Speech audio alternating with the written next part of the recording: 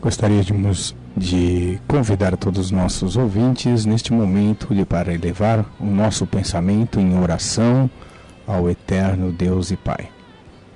Bendito, eterno Deus, nosso Pai, que habita nas alturas, Criador dos céus e da terra, único Deus verdadeiro, em quem está a emanação do Espírito Santo, em quem está o amor e tem nos revelado através enviando teu Filho Jesus Cristo para a nossa salvação. E pedimos ao Senhor, em nome de Jesus Cristo, que ilumine cada ouvinte, cada participante deste programa, e que as bênçãos que vêm de Ti, Senhor, possam também fazer com que todos os nossos ouvintes sejam esclarecidos no conhecimento da verdade. Inspira-me segundo o Espírito da verdade para trazer a mensagem da Tua palavra. Nós te pedimos e agradecemos tudo isso por amor e nome do Teu amado Filho, o nosso Senhor e Salvador Jesus Cristo. Amém. É uma satisfação estar aqui com todos os nossos ouvintes do programa A Luz das Escrituras. Quem vos fala é o evangelista Flávio. Hoje também tenho comigo na presença aqui neste estúdio o nosso irmão Alexandre, que estará nos ajudando. Uma saudação por parte do nosso irmão Alexandre agora neste momento. Saúdo a todos os irmãos, ouvintes da Palavra de Deus, que a paz seja com todos e também a toda a Igreja de Deus, incluindo os irmãos também de Nova Odessa, que Deus possa abençoar a todos nessa mensagem de hoje que estaremos ouvindo logo a seguir. Amém, glória a Deus.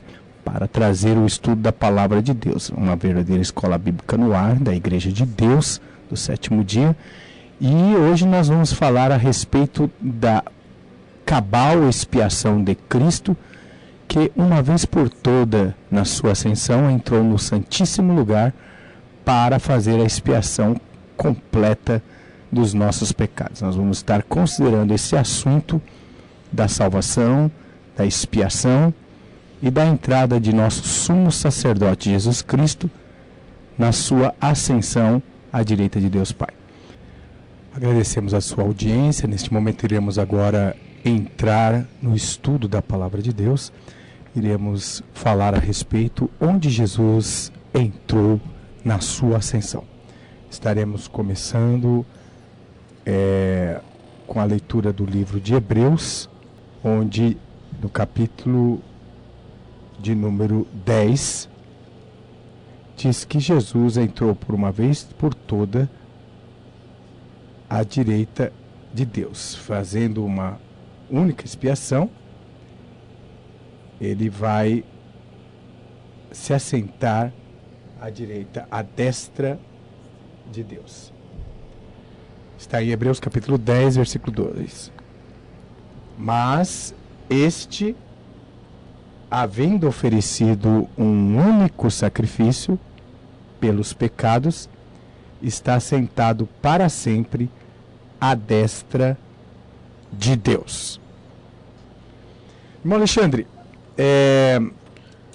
há alguns conceitos a respeito da ascensão de Jesus Cristo, onde afirmam que Jesus não teria, na sua ascensão, entrado no lugar santíssimo, mas que ele teria entrado num compartimento lá no céu, menos santo, conhecido por santo lugar, e ficado ali, permanecido ali por 1813 anos, e somente em outubro de 1844, Jesus teria passado para dentro do Santíssimo Lugar.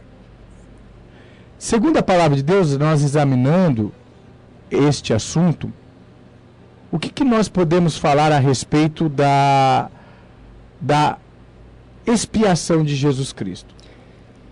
Segundo o que acabamos de ler aqui nesse texto, ele traz uma mensagem até completa e resumida sobre esse sacrifício de Cristo único e de que ele se assentou realmente diante de Deus, na destra, né, de Deus. Mas seria sério a gente conceber tal afirmação, aceitar esse tipo de teoria, porque como que nós podemos dizer e confessar que Jesus não completou uma obra de salvação em nosso favor? Por que ele não teria completado uma obra de salvação se nós tivéssemos esse pensamento de que ele apenas ainda entrou no santo lugar e somente 1800 anos depois, 1813 anos depois, ele teria entrado no Santíssimo? Por que essa obra, ao seu ver, não estaria completa se assim fosse? Não teria como estar completa devido ao fato de que essa teoria, ela diz que a obra dele só teve uma cumplicidade mesmo nessa data, em 1844, mas... Ah, tá. Uhum. Então, quer dizer que ao fato, se nós admitirmos que Jesus somente em outubro de 1844 teria entrado no lugar santíssimo, somente a partir daí a obra de expiação estaria completa. Exatamente. Então antes não estaria completa. Não, antes não. Antes seria uma parcial obra, né? A obra ainda estaria a se completar. Correto. Então, ouvinte, você entendeu? Uma vez que nós concebemos um pensamento que não tenha respaldo bíblico, ele gera consequências, né? Então, por que é importante o estudo, o ensinamento, a doutrina bíblica? Porque através da doutrina nós temos o conhecimento exato das coisas de Deus, e se nós estivermos recebendo um ensinamento, uma doutrina distorcida da palavra de Deus, contrária à palavra de Deus, nós passamos a ter um pensamento distorcido, um pensamento contrário ao que a palavra de Deus nos ensina. Bem, o irmão quer fazer a pergunta? Pois não. Seria sério nós admitirmos a tal crença, né? Como que nós poderíamos dizer assim sobre a questão de Jesus, a obra de salvação em relação a nós? Como que nós podemos, então, crendo dessa forma, afirmar que a salvação ela foi algo completo e que abrangeu toda a humanidade, se nós acreditarmos que foi a partir de 1844? Como que fica essa questão?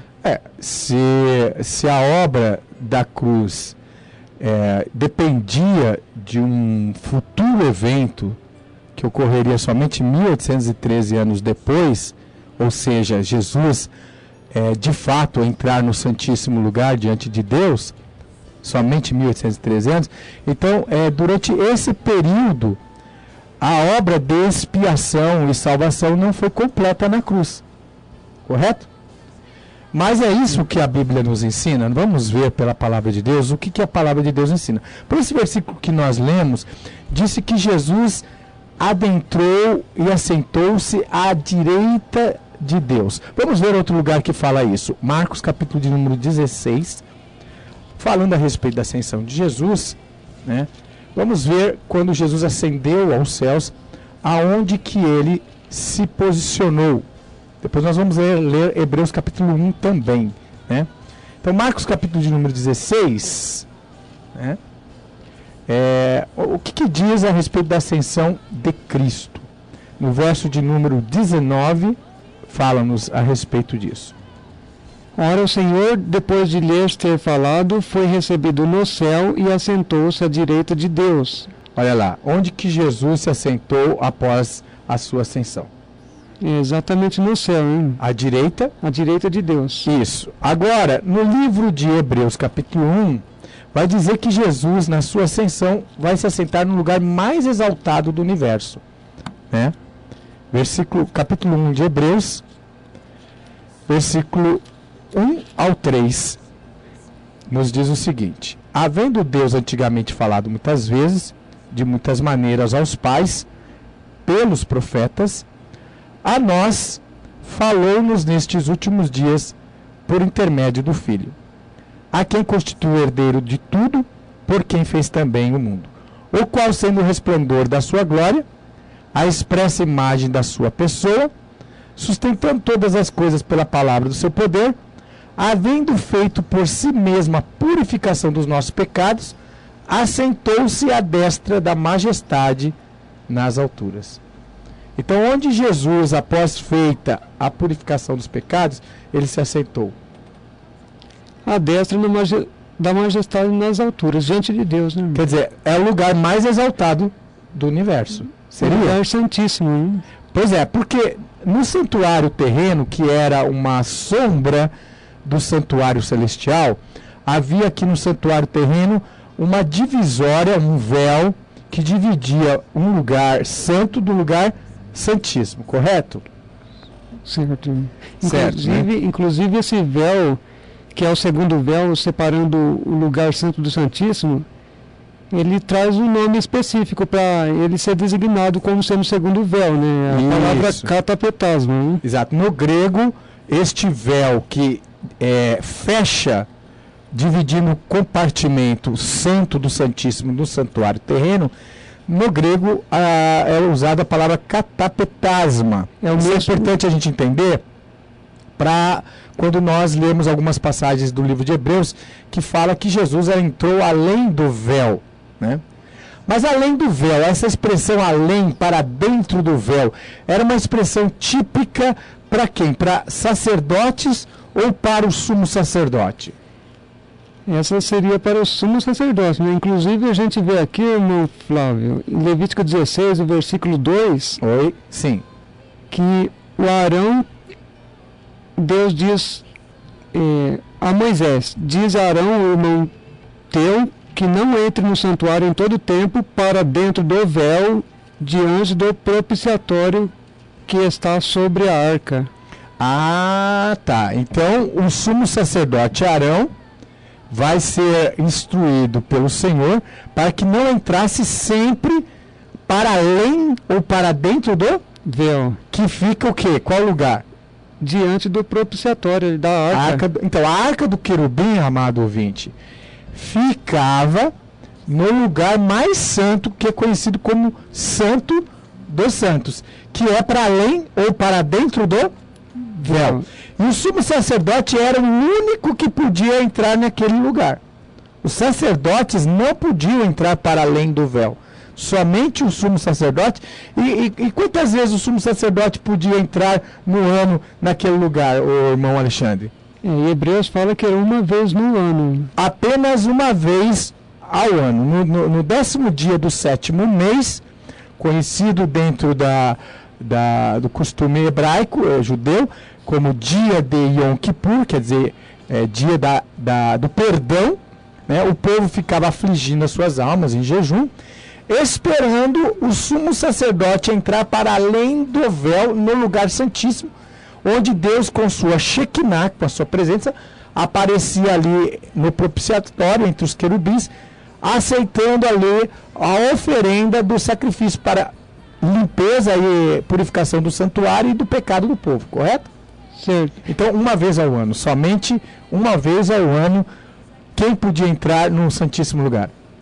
O sumo sacerdote. Muito bem.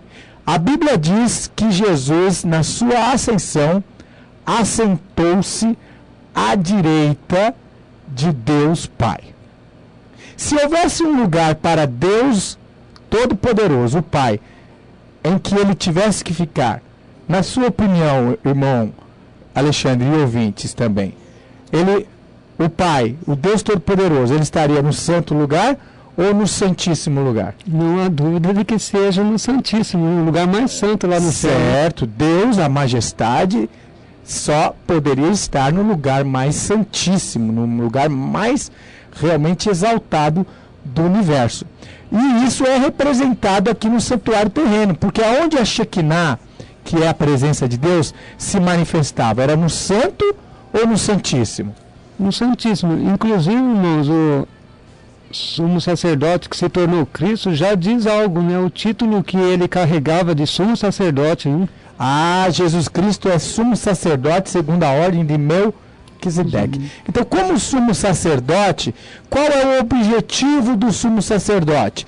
O sumo sacerdote Arão, ele tinha uma função máxima do seu cargo, da sua função espiritual, que se concretizava no dia de Yom Kippur. Qual era o local dessa função máxima, dessa, vamos dizer, obra máxima que ele fazia? O lugar é o Santíssimo. O Santíssimo Lugar. Jesus, ele é a semelhança, o sacerdócio arônico tipificava Jesus. Jesus, então, é o antítipo, quer dizer, é a verdadeira imagem do sumo sacerdote. Jesus, como sumo sacerdote, segundo a ordem de Melquisedeque, a qual lugar está destinado ele entrar? logicamente no Santíssimo, né? A Bíblia diz que Jesus, na sua ascensão, assentou-se à direita de Deus Pai.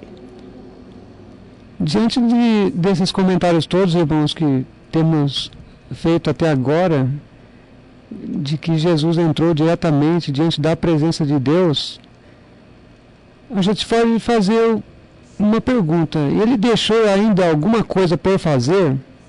Porque a gente comentou que existe essa crença de que ele começou a sua obra realmente em 1844. Ah, sim. Mas então ficou alguma coisa para trás concernente à purificação de nossos pecados? Pois é, se Jesus não tiver, segundo essa crença, entrado no Santíssimo Lugar na sua ascensão, as pessoas não poderiam ter certeza da sua salvação, porque estariam esperando uma obra ainda a ser feita, uma investigação, né? Um juízo investigativo das suas vidas, uma obra ainda de expiação a ser completada só no futuro. Então a crença de que Jesus não teria entrado no Santíssimo Lugar na sua ascensão somente em 1844, ela coloca em dúvida a obra completa da cruz. Quer dizer, Jesus não teria feito uma obra completa na cruz. Mas o que diz o profeta Daniel a respeito da obra da expiação, da unção do Santíssimo? Ela cumpriria dentro das 70 semanas de Daniel ou só depois? Vamos ler ali Daniel, capítulo 9. Você, ouvinte, acompanha conosco que você vai ver como que o profeta Daniel esclarece a respeito da unção do Santíssimo Lugar dentro do período das 70 semanas de Daniel. Daniel capítulo 9, versículo de número 24.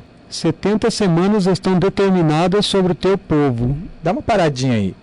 Então, o versículo já começa dizendo: 70 semanas estão determinadas. Isso que significa? Elas estão contadas, certinhas, né? Uma a uma, sem interrupção, sobre o povo de Israel. Pode continuar. Sobre a tua santa cidade, para extinguir a transgressão e dar fim aos pecados, e para expiar a iniquidade e trazer a justiça eterna, e selar a visão e a profecia, e para ungir o santo dos santos. Olha lá, dentro dessas 70 semanas vão ocorrer coisas importantíssimas. A expiação dos pecados. Concorda? Sim. Também para a edificação, parece-me, da cidade, né, de Jerusalém. E também para extinguir os pecados, quer dizer, extinguir toda transgressão através da expiação. E para selar a visão, quer dizer, fechar tudo que tem que acontecer, vai acontecer dentro desses 70 semanas de anos, que corresponde a 490 anos literais. Então, essas 70 semanas. E mais um último acontecimento qualquer: ungir o santo dos santos. Qual o lugar que vai ser ungido para fazer a expiação dos pecados dentro do período das 70 semanas? O lugar santíssimo. O lugar santíssimo. Inclusive, lá em Mateus 27, 51, ele vem dizendo que o véu do templo se rasgou, né? Ah, o véu que dividia o lugar santo do Santíssimo rasgou-se quando Jesus falou: está consumado. Está consumado. Então, quando Jesus ele expira, morre de fato, porque Jesus de fato morreu na cruz. Jesus era homem, por isso ele morreu, né? Uma vez, se Jesus não era homem e Deus, então Deus não morre. Então, na verdade, a Bíblia diz que Jesus morreu. Então nós temos que crer na Bíblia. Jesus de fato morreu. Quando ele expirou na cruz, o que aconteceu, o que ocorreu ali no santuário terreno? Rasgou-se o véu do templo, de cima a baixo, do que dividia o santo do Santíssimo. Não seria uma incongruência, querido ouvinte, você que está acompanhando esse estudo, o véu se rasgar no santuário terreno e somente 1813 anos depois Jesus entrar no Santíssimo? É uma teoria sem sentido. Não se encaixa com a palavra de Deus. Então, se Jesus, ao dizer na cruz, está feito, está consumado, e o véu rasgou-se de cima a baixo, abrindo o Santo do Santíssimo, isso significando agora que Deus abriu acesso direto aos céus, isso está mostrando que as 70 semanas de Daniel, que fala para ungir o Santo dos Santos, para selar a visão, para cumprir a expiação dos pecados, vai se cumprir já na morte e na ascensão de Cristo, toda a obra necessária para a salvação do homem. Vejamos, por exemplo, a convicção de salvação que o apóstolo Paulo tinha. Nos dias finais da sua vida, ele fala assim: combati o bom combate, percorri a carreira, guardei a fé, desde agora aguardo a coroa da vida eterna que o Senhor, justo juiz, me dará naquele dia. Paulo tinha dúvida da salvação dele? Não tinha. Inclusive, se nós pensarmos que Cristo ficou até a essa data de 1844 fazendo uma certa obra... Apenas no santo, né? No santo lugar... como nós poderíamos dizer sobre os pecados das pessoas? As pessoas ficariam como nos dias de Yom Kippur, né, lá aguardando, né, os seus pecados, sendo perdoados, cadeirando, né? E como que ficaria então a purificação dos pecados? Eles teriam os pecados cancelados? Quando que esses pecados são cancelados, na verdade? É a pergunta que nós podemos fazer. Quando que eles seriam? Pois é, se realmente Jesus tivesse ficado, que ele não ficou, mas se tivesse ficado apenas 1813 anos no lugar santo, significa que a expiação dos pecados não estava feita ainda, porque a expiação dos pecados só era consumado aqui no santuário terreno, quando era o sumo sacerdote, ele adentrava para dentro do véu, no santíssimo lugar. Mas, irmão Alexandre, existem passagens na Bíblia que mostrem claramente que Jesus já entrou no Santíssimo Lugar? Existem muitas. Vamos ver essas passagens? Hebreus fala mesmo várias passagens, entre elas tem aqui o capítulo 9, versículo 12. 9 e 12 de Hebreus, né? Vamos ler aqui. Ele aqui diz: não por meio de sangue de bodes e bezerros, mas pelo seu próprio sangue entrou no Santo dos Santos, uma vez por todas, havendo obtido uma eterna redenção. Então Jesus, como sumo sacerdote, em Hebreus 9, 12, versão Mofat, diz que entrou no Santo dos Santos. Algumas versões está santuário. Entrou de uma vez por todas no santuário. E aí não fica claro que é Santo dos Santos, mas há versões que diz Santo dos Santos. Mas a pergunta é o seguinte, no verso 11 diz assim: mas vindo Cristo, o sumo sacerdote dos bens futuros, por um maior e mais perfeito tabernáculo, não feito por mãos, isto é, não desta criação, nem por sangue de bodes e bezerros, mas por seu próprio sangue, entrou uma vez no santuário. Então, o sumo sacerdote entrava aonde? Somente no Santíssimo. Né? Então, o sumo sacerdote, a ele estava destinado o lugar de entrar, para além do véu, no Santíssimo. Então, mesmo que algumas traduções tenham a palavra santuário, você lendo o verso 11, você vê que Jesus como sumo sacerdote. O verso 9, 8 e 9, dá mais ainda, clareia mais ainda o contexto. Diz assim, verso 8 e 9. Pode ler para nós, irmão Alexandre. Dando nisto a entender o Espírito Santo que ainda o caminho do santuário não estava descoberto enquanto se conservava em pé o primeiro tabernáculo, que é uma alegoria para o presente tempo, em que se oferecem dons e sacrifícios que, quanto à consciência, não podem aperfeiçoar aquele que faz o serviço. Então, o Espírito Santo estava dando a entender que enquanto tivesse aquele véu, enquanto tivesse aquele tabernáculo terreno, não estava ainda aberto o caminho para qual lugar? O Santíssimo. Santíssimo. E nós podemos entender isso também pelo verso 2. O 2 vem dizendo que havia um tabernáculo que estava preparado, que seria o primeiro tabernáculo, em que ele diz aqui no texto que tinha o candeeiro, a mesa, os pães da preposição, e que se chama o Santo Lugar. Então, o Santo Lugar é o primeiro compartimento, mas depois do segundo véu, que é o catapetasma no grego, estava o tabernáculo que se chama Santo dos Santos. Vamos ver versos mais claros ainda que diz que Jesus entrou para dentro do véu. Está em Hebreus capítulo 10, versículo 19 e 20. Diz assim: tendo, pois, irmãos, ousadia para entrar no santuário pelo sangue de Jesus, pelo novo e vivo caminho que ele nos consagrou, pelo véu, isto é, pela sua carne. Então ele está dizendo para ter ousadia para entrar no santuário. Algumas versões dizem Santo dos Santos. O que seria ousadia? Seria você entrar no santo lugar ou no Santíssimo? Qual que seria a ousadia? Qual que seria mais forte? A ousadia mesmo seria no Santíssimo. Santíssimo. Porque ali não é qualquer um que entra. Então, Jesus, ele entrou por nós no Santíssimo lugar para que nós tenhamos ousadia para falar com Deus. Por isso que o véu rasgou-se de cima a baixo. Mas tem um outro versículo no livro de Hebreus muito claro, que esse realmente não deixa dúvida que Jesus entrou no Santíssimo lugar na sua ascensão. Esse se encontra no livro de Hebreus, capítulo de número 6, né? Versículo de número 19 e 20. Vamos ler aí. A qual temos como âncora da alma segura e firme, e que penetra até ao interior do véu, onde Jesus, nosso precursor, entrou por nós, feito eternamente sumo sacerdote, segundo a ordem de Melquisedeque. Olha lá, como está claro, né? Jesus, como sumo sacerdote, segundo a ordem de Melquisedeque, entrou, aqui o verbo está no passado, para além, para o interior deste véu. Para onde entrava o sumo sacerdote? Para além do véu, no lugar santíssimo. Jesus, no próprio céu, porque o céu é o próprio Santíssimo, o trono de Deus, ele entrou na sua ascensão de uma vez por toda. Então, interessante aqui, irmão Alexandre, e também nossos ouvintes, que no grego, este véu aqui está a palavra katapetasma.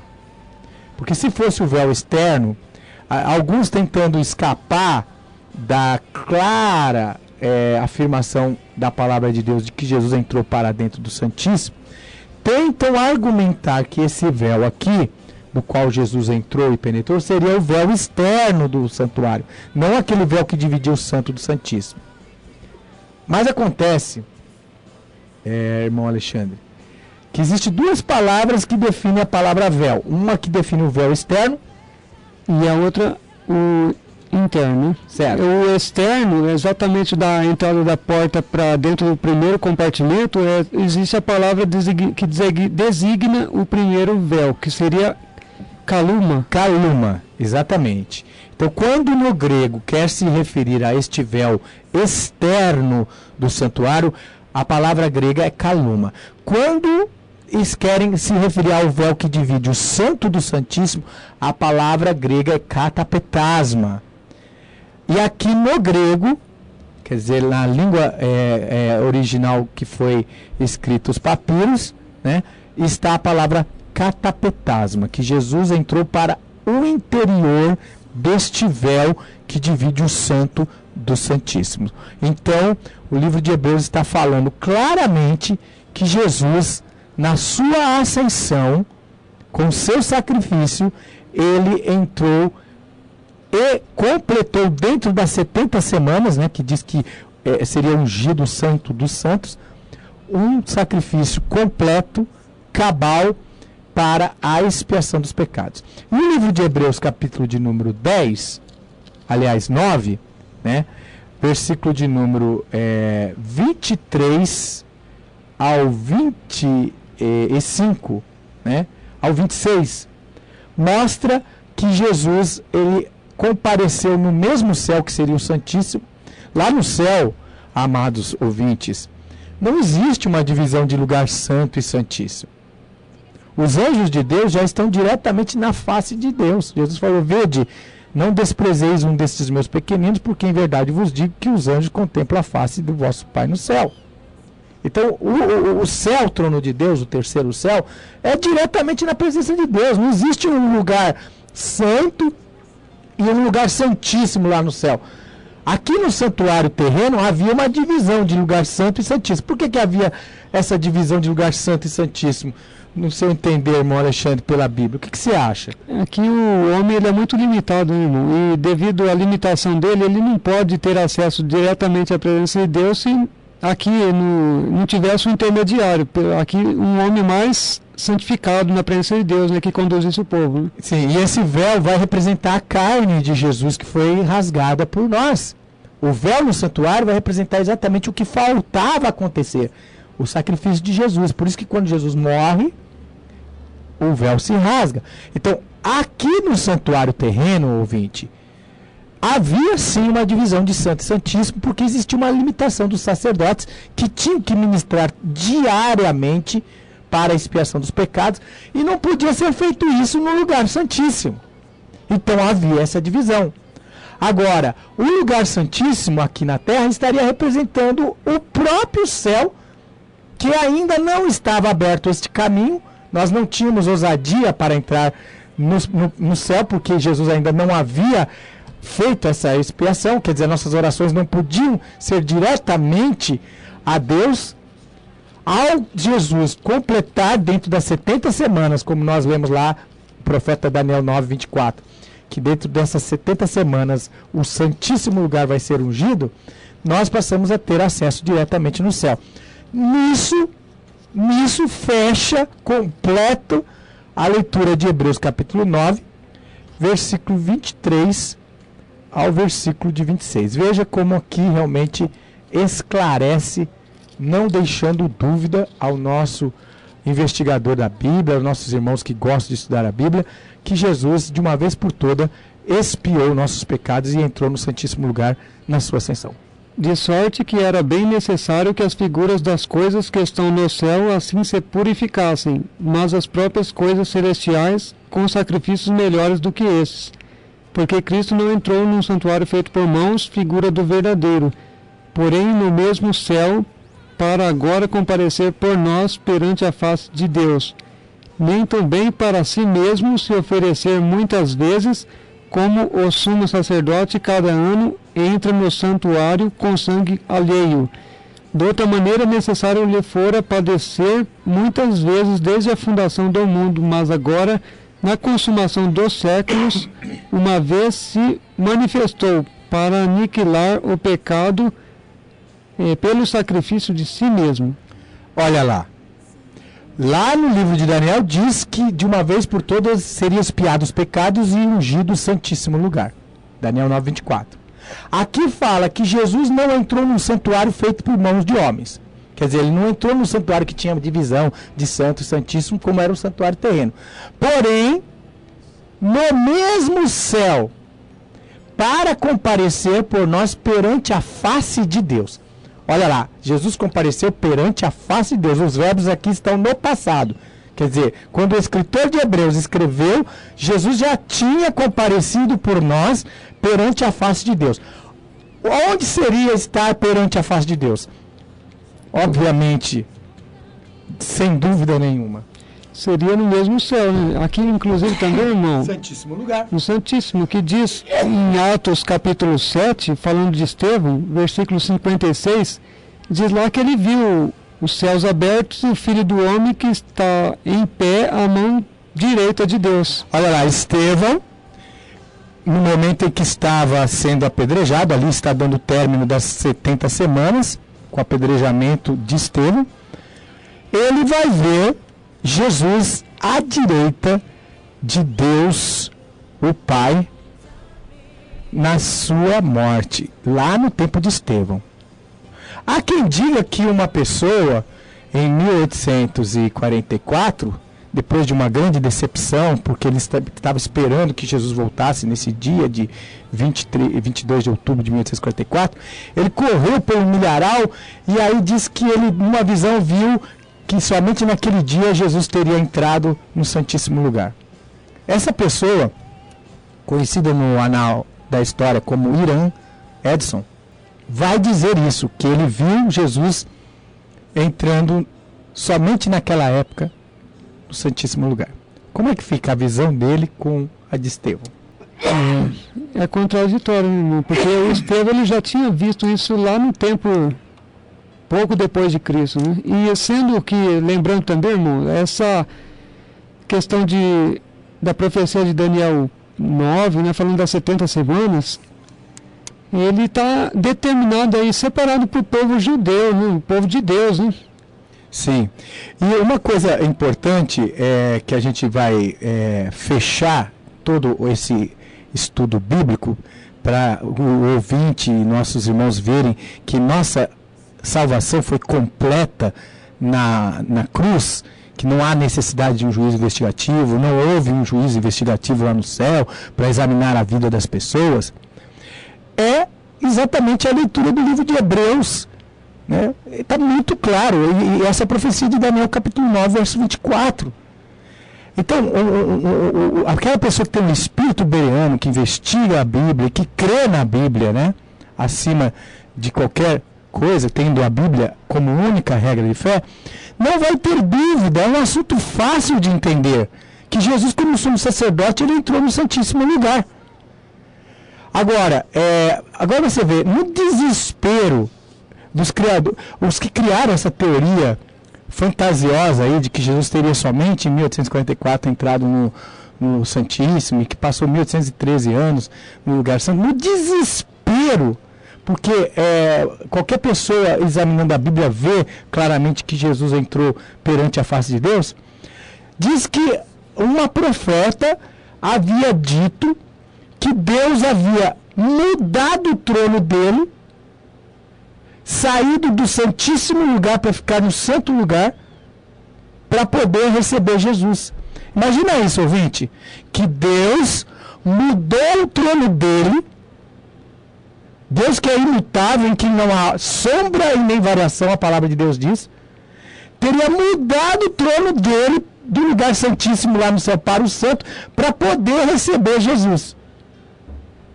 Agora, é cabível um negócio desse na Bíblia, porque no santuário terreno, que a presença de Deus sempre era em que lugar que era a presença de Deus? Sempre no Santíssimo. Nunca apresentou-se no santo lugar. Deus sempre se apresentava no Santíssimo. Uma coisa que foi regra aqui no santuário terreno, Deus sempre se apresentando no Santíssimo, virou exceção lá no céu. Porque Deus teria saído do lugar santíssimo e ficado 1813 anos no lugar santo e depois voltado de novo para o Santíssimo. O que é isso? Isso é uma manipulação. Uma manipulação para tentar induzir as pessoas ao erro.